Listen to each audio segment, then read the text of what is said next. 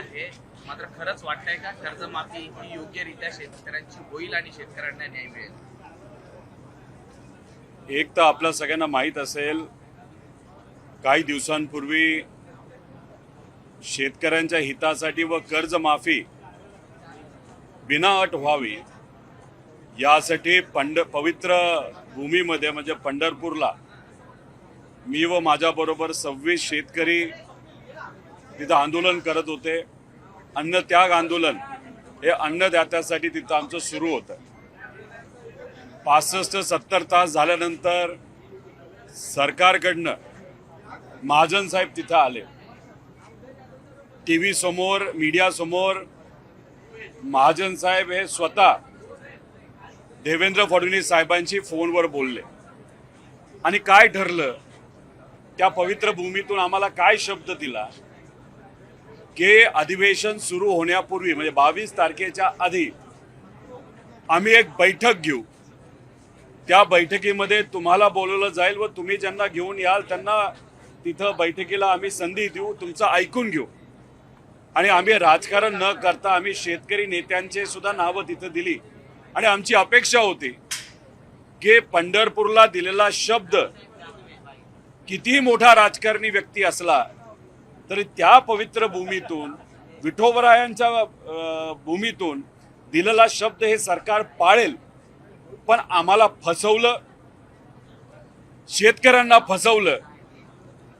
आणि पुण्यश्लोक अहिल्यादेवी होळकर यांच्या नावाने ज्यांचं कर्तृत्व खूप मोठं आहे आणि आम्ही म्हणत होतो की या योजनेचं नाव तुम्ही त्यांच्या नावाली ठेवलं त्यासाठी मी अभिनंदन करतो. पण तुम्ही एवढ्या महामानवाचं नाव देऊन सुद्धा इतका अटी टाकल्यात आणि त्या अटीमुळे जर 44 लाख शेतकऱ्यांवर अन्याय होत असेल तर कुठंतरी तुम्ही पुण्यश्लोक अहिल्यादेवी होळकरांचा नावाचा अवमान करत आहात, असं आमचं तिथं भूमिका होती. बऱ्याच लोकांनी आम्हाला सांगितलं सरकारवर विश्वास ठेवा आणि आम्हाला या बाबतीत राजकारण करायचं नव्हतं. आम्ही विश्वास ठेवला पण आमचा विश्वासघात झालाय, शेतकऱ्यांचा विश्वासघात झालेला आहे. आज अधिवेशनाचा पहिला दिवस असला तरी इथं मी फक्त आलोय, सही करणार, तुमच्याशी बोललोय. उद्यापासून 30 तारखेपर्यंत मी अधिवेशनामध्ये येणार नाही. मराठवाड्यामध्ये आणि काही इतर जिल्ह्यांमध्ये जाऊन शेतकऱ्यांशी संवाद साधून 29 तारीख सोमवार आम्ही छत्रपती संभाजीनगरमध्ये खूप मोठं आंदोलन उभं करणार आहोत. त्यामुळे सरकारने आमचा विश्वासघात केलेला आहे. या सरकारला आम्ही सोडणार नाही. एक मोठं आंदोलन करू आणि सरकारला आजच सांगतोय 30 तारखेपर्यंत तुमच्याकडे वेळ आहे. तुम्ही या अटी काढा आणि या 44 लाख शेतकऱ्यांवर जो अन्याय होतोय तो तुम्ही त्या ठिकाणी थांबवा. आणि असंच जर तुम्ही अपमान आणि अन्याय जर आमच्या शेतकऱ्यांवर करत राहणार तर हे तुम्हाला महागात पडेल. त्यामुळे 29 तारखेला छत्रपती संभाजीनगरमध्ये एक मोठा रास्ता रोको, एक मोठं आंदोलन हे आम्ही सर्वजण मिळून आमचा जो विश्वासघात केलाय, शेतकऱ्याचा जो विश्वासघात केलेला आहे त्याच्या विरोधात त्या ठिकाणी आम्ही आंदोलन करणार आहोत. आणि या शेतकऱ्यांच्या वतीने या सरकारला जाब विचारणार आहोत की हा अन्याय कशासाठी. नाही, दुसरं म्हणजे नुकतेच विधान परिषदेचे निकाल हाती आलेले आहेत आणि नाशिकमध्ये अपक्ष उमेदवार इथे हे निवडून आलेले आहेत, तर महायुतीचे उमेदवार नरेंद्र दराडे हे पराभूत झालेले आहेत. कसं पाहता याकडे? मित्र पक्षांनीच शिवसेनेचा केसाने गळा कापला असं दराडे म्हणतात. काही दिवसांपूर्वी उद्धव ठाकरे साहेबांचे 6 खासदार हे घेऊन राजकीय दृष्टिकोनातून कुठेतरी उद्धव ठाकरे साहेबांना एकनाथ शिंदे साहेबांनी अडचणीत आणलं. पण दुसऱ्याशी लढत असताना, विरोधकांशी लढत असताना त्यांच्याच मित्र पक्षाने म्हणजे भाजपने हा त्यांचाच कुठेतरी केसाने गळा कापला, घात केला. खरं तर असं म्हणलं जातं एकनाथ शिंदे साहेबांना दिल्लीवाल्यांचा सपोर्ट आहे, पण महाराष्ट्राचे भाजपचे नेते आतून एकनाथ शिंदे साहेबांचा जो खेळ खेळत आहेत तर हे नाशिकचं उदाहरण त्यातलंच एक खेळाचं प्रकार आहे असं आपल्याला म्हणावं लागेल. त्यामुळे भाजप कितीही मित्रपक्ष वाटला, हा भाजप कोणाचाही मित्र नाही. हा जवळच्या लोकांचा सुद्धा घातपात त्या ठिकाणी करू शकतो, राजकीय दृष्टिकोनातून मित्रपक्षांना सुद्धा अडचणीत आणू शकतो, हे अनेक वेळा आपण बघितलेलं आहे. त्यामुळे नाशिकचं उदाहरण म्हणजे एकनाथ शिंदे साहेबांना त्यांच्याच मित्रपक्षाने कुठंतरी राजकीय दृष्टिकोनातून पराजय केला असं आपल्याला म्हणावं लागेल. शेतकऱ्यांसाठी आपण उपोषण केलं, पण नंतर महाजन यांनी आपल्याला फ्रूट ज्यूस पासून आपलं उपोषण सोडलं. इतक्या लवकर उपोषण सोडलं? एक तर महाजन साहेबांच्या हातातून मी ज्यूस पिला नाही. मी पवित्र श्री नामदेव पायरीकडे जाऊन तिथे असणाऱ्या सामान्य परिवारातून जे वारकरी संप्रदायाचे लोक होते त्यांच्या हातून पेढा खाऊन मी तिथं उपोषण सोडलं. विषय कसा असतो, सगळ्याच गोष्टीत आपण राजकारण केलं तर हे योग्य नसतं. त्यामुळे आमचा प्रयत्न होता मुख्यमंत्र्यांशी फोनवर बोलून आम्हाला जर शब्द दिला असेल तर राजकारण न आणता आपण ऐकलं पाहिजे, आणि मग ते आम्ही ऐकलं. पण आमचा विश्वासघात झाला, शेतकऱ्यांचा विश्वासघात झाला, आणि याचं उत्तर आणि याची किंमत या सरकारला 100% मोजावी लागणार, हे आम्ही या ठिकाणी तुमच्या समयांच्या माध्यमातून सरकारला इथं सांगत आहोत. दुष्काळ जाहीर करा म्हणून काल भास्कर जाधव यांनी मागणी केली, आणि हीच मागणी आता संपूर्ण अधिवेशनामध्ये महाविकास आघाडीची असणार आहे. तर काय त्याच्या संदर्भात काय? एक तर कर्जमाफी नीट द्या, कर्जमाफीमध्ये ज्या अटी टाकल्या त्या काढा, आणि दुष्काळ तर जाहीर करा, ही आमची मागणी आहेच. त्यामुळे जे काय आधी मदत दिलेली आहे कर्जमाफीच्या माध्यमातून ती तरी 100% शेतकऱ्यांना तिथं पोहोचू द्या. आता ह्याच्यामध्ये सोलापूर म्हणजे आम्ही पंढरपूरला उपोषणाला बसलो होतो, 23,000 लाभार्थी आहेत, पण त्या अटी टाकल्यामुळे फक्त 6,000 शेतकऱ्यांना लाभ मिळतोय, बाकी शेतकऱ्यांना लाभ मिळणार नाही. म्हणून म्हणतोय की ही योजना जी आहे कर्जमाफीची पूर्णपणे फसवी आहे, दिखावपणा आहे. आम्ही काहीतरी मदत केली हे फक्त दाखवायचं खरं, पण मदत कोणालाच पोचली नाही पाहिजे. पैसे कुठेतरी सरकारचे वाचले पाहिजे, आणि ते वाचलेले पैसे कुठल्या तरी कॉन्ट्रॅक्टरच्या घशात घालायचे आणि त्यातून कमिशन घ्यायचं, हे मात्र सरकारमधल्या नेत्यांचं ठरलेलं दिसतंय. सीएमने काल सांगितलं की बँकिंग व्यवस्थेसाठी काही अटी शर्ती घातलेल्या आहेत, मात्र जर त्या शिथिल करता येईल तर त्या संदर्भात आम्ही काही दिवसात निर्णय घेऊ. अरे पण कधी निर्णय घेणार? त्यासाठीच तर आम्ही उपोषण केलं होतं, आम्ही अन्नत्याग केला होता, आणि त्यात तुम्ही म्हणाला होता की आपण चर्चा करू. आम्ही चर्चा करायला तयार झालो, पण तुम्ही आम्हाला बोलवलं नाही. आम्ही जे म्हणतोय तुम्ही समजून घेत नाही. सुरुवातीला म्हणाले एक सुद्धा अट अशी चुकीची नाही, दुसऱ्यांदा म्हणाले 99% शेतकऱ्यांना फायदा होईल, नंतर म्हणाले 55 लाख पैकी 40 लाख शेतकऱ्यांना फायदा होईल. म्हणजे स्वतःच मुख्यमंत्री साहेब कुठेतरी दरवेळेस जेव्हा बोलायचे तेव्हा एकदा आकडा कमी करत चालले होते, आणि परत काल म्हणाले की अटच नाही. आम्ही अट म्हणजे तुम्ही म्हणता अट नाही, पण याच्यामध्ये आपण जर GR बघितला त्या याच्यामध्ये अटी आहेत ना. शेतकऱ्यांना हे कळलेलं आहे, आणि सोलापूर जिल्ह्याचं उदाहरण मी आत्ताच तुम्हाला दाखवून दिलेलं आहे. त्यामुळे या मुद्दामून अटी टाकल्यात. एखाद्या अधिकाऱ्याला जबाबदारी दिली, अधिकाऱ्यांनी AC मध्ये बसून शेतकऱ्यांवर अन्याय केलेला आहे. कुठंच या धोरणातून सर्व शेतकऱ्यांना फायदा होणार नाही. 44 लाख शेतकऱ्यांना 55 लाख पैकी हा अन्याय 100% त्या ठिकाणी होणार आहे, आणि याची किंमत या सरकारला मोजावीच लागेल.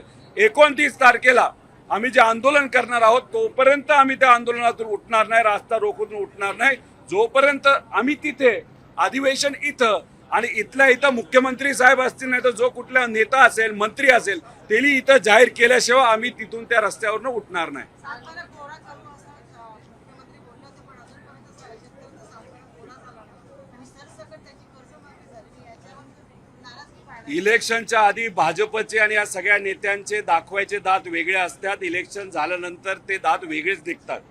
महिलांच्या बाबतीत सुद्धा लाडक्या बहीण योजनेचं आपण जर बघितलं असेल तर 1 कोटी महिलांची नावं कापली गेली. इलेक्शनच्या आधी ॲडव्हान्समध्ये पैसा दिला, 24,000 कोटी रुपये अशा लोकांना तुम्ही दिला की आता तुम्ही म्हणताय ते इलिगली त्यांना दिले गेले होते. मग 24,000 कोटीचं झालं काय? 1 कोटी महिलांचं नाव का कमी झालं? तसंच कर्जमाफी देऊ असं तुम्ही बोलला, थट्टा केली, नाही तर तुम्ही शब्द दिला, आणि आता मात्र कर्जमाफी देत असताना इतक्या अटी टाकल्यात, त्यातून जर 90% शेतकरी वंचित राहणार असतील, 50,000पर्यंतचीच मदत मिळणार असेल, तर मग तुम्ही कशाला डंका पिटवताय की तुम्हाला 2 लाख रुपयाची कर्जमाफी दिली? हे फसवं सरकार आहे, फसवे नेते, बाकी यांना काही घेणं देणं नाही. आमचं म्हणणं आहे की बँकिंग सिस्टमला जर तिथं अडचण येत असेल तर मोदी साहेबांची प्रशंसा करत असताना असं का बोलला की राज्याचं जे काही कर्ज झालंय 10 लाख कोटीचं आणि देशाचं 200 लाख कोटीचं, ते जर मोदी साहेबांनी ठरवलं तर एका दिवसात आम्ही फेडू शकता. मग एवढी तुमची आर्थिक ताकद असेल तर मग दुसऱ्या बाजूला तुम्ही काय म्हणता, नाही बँकिंग सिस्टम हे 37,000 कोटीमुळे कोलमाडू शकतात. त्यामुळे एका बाजूला प्रशंसा करताना मोठ्या मोठ्या गोष्टी करायच्या आणि गरीबाला मदत करण्याची वेळ येते तेव्हा म्हणता की बँकिंग सिस्टम कोलमडून जाईल. आमचं एवढंच म्हणणं आहे, शक्ती मार्ग जो 1,20,000 कोटीचा तुम्ही करताय त्यातून जे 40,000 कोटी तुम्ही भ्रष्टाचार करणार आहात ते थांबवा. सगळं नॉर्मल होतंय, पण ते नाही थांबवायचं. गुजराती कॉन्ट्रॅक्टर आणि आंध्राच्या कॉन्ट्रॅक्टरला मोठं करायचं, त्यांच्यावर पैसे ओरबाडायचे, तिजोरीवर ताण आणायचा आणि सामान्य लोकांना मदत करण्याची जेव्हा भावना नाही तर भूमिका तुमची जेव्हा येते तेव्हाच अटी टाकतात. हे कुठेतरी हे सरकार फसवं एवढंच आपल्याला म्हणावं लागेल. कालच मुख्यमंत्री म्हणाले की एवढी मोठी कर्जमाफी आणि कधीही झालेली नाहीये. 56 लाख शेतकरी आहेत, त्यांना कर्जमुक्ती दिली. आमच्यात हिंमत आहे. जर मुख्यमंत्री साहेब स्वतः आले, मी जिहार कसा फसवाय, कशात त्यात चुका आहेत, कशा पद्धतीने शेतकऱ्यांवर अन्याय होणार आहे हे आम्ही पूर्णपणे पुराव्यात सकट तिथं सांगू शकतो. आता जेव्हा अतिवृष्टी झाली होती 35,000 कोटीचं पॅकेज जाहीर केलं होतं. मी स्वतः बोललो होतो 12,000 कोटीचा पुढे काय आकडा जाणार नाही. गेला किती, आता 12,000 कोटीच्या आसपासच आकडा होता. मग 35,000 डिक्लेअर कशाला गेले? इथं सुद्धा 37,000 डिक्लेअर केलेत. हा आकडा 13,500 कोटीच्या पुढे जाणार नाही. पण 20,000 कोटी हे वाचवणार आहेत फक्त अटी टाकल्यामुळे. आणि आमचं हेच म्हणणं आहे, या अटी तुम्ही काढा, कारण का शेतकरी खरंच अडचणीत आहे. आणि येणाऱ्या काळामध्ये तुम्हीच म्हणता पाऊस नाही, तर येणारं पीक सुद्धा त्यांच्या हातात येणार नाही. त्यामुळे दुष्काळ जाहीर करणं हा तर आहेच. त्यामुळे कर्जमाफी पण द्या, दुष्काळ पण जाहीर करा आणि विद्यार्थ्यांचं कर्ज जे आहे, जे आता त्यांना फेडता येणार नाही, ते सुद्धा कुठेतरी त्याच्यामध्ये सवलत सरकारच्या माध्यमातून दिली गेली पाहिजे असं आमचं मत आहे. एकनाथ शिंदेना ठिकठिकाणी दाबण्याचा प्रयत्न केला जातोय का? कारण नाशिकमध्ये उमेदवार आहेत, तर पराभव झालेला आहे. एकनाथ शिंदे साहेबांना कळलेलं आहे की कदाचित त्यांच्या पाठीमागे दिल्ली आहे, पण दिल्ली सुद्धा त्यांच्या पाठीमागे कधीपर्यंत आहे, डिलिमिटेशनचा कायदा पास होऊच तर. एकदा डिलिमिटेशनचा कायदा पास झाला तर भाजपला कुठल्याच खासदाराची जरूरत नाही असं भाजपला वाटतं. पण झालं असं आहे की दिल्लीची मदत एकनाथ शिंदे साहेबांच्या पाठीमागे असली तरी महाराष्ट्राचे भाजपचे नेते मात्र एकनाथ शिंदे साहेबांचा गळा केसांनी कापत असताना आपण बघू शकतो. कालची प्रेस कॉन्फरन्स किती भारी झाली, हसत खेळत झाली.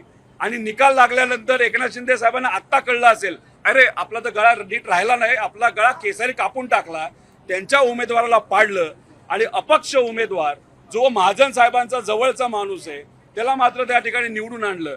त्यामुळे हे फसवाफसवी जी आहे ती फक्त भाजपकडनंच होऊ शकते. भाजप कोणाचाच मित्रपक्ष नाही.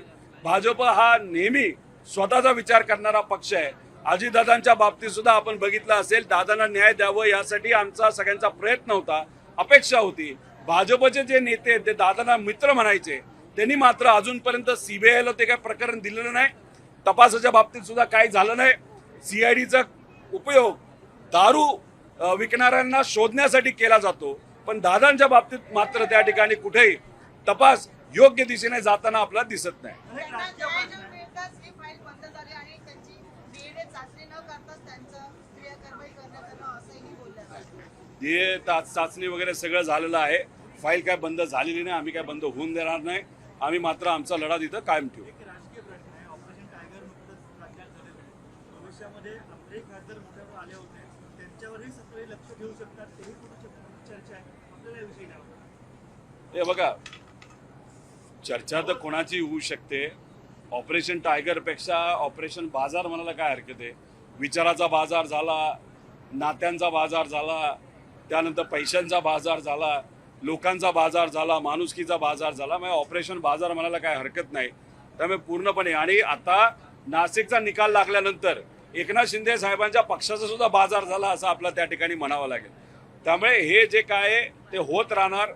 पण मला असं वाटतं की किती प्रयत्न केला तरी आमचा एक सुद्धा खासदार त्या ठिकाणी फुटेल असं आम्हाला वाटत नाही. माझी कुटुंबाला अजून कुठल्याही प्रकारे मदत करण्यात आलेली नाही. अजितदादा पवारमुळे माझी कुटुंबाला शासनाकडून अजून कुठल्याही प्रकारे योग्य ती मदत आणि LICचे जे काही पैसे जे काही एक तर त्या VSR कंपनीने 210 कोटीचा विमा, हा विमानाचा आणि लायबिलिटी विमा तिथं काढला होता.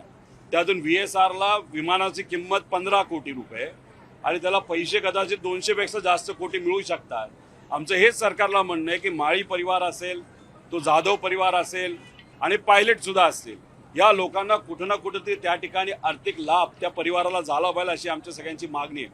पण झालं असं आहे, हे सरकार इतकं घमंडी आहे, हे विषय चर्चेत आणायलाच नको म्हणतात, हवेत मात्र त्या ठिकाणी गोळ्या झाडतात की हे आमचे मित्र होते, हे आमचं तसं.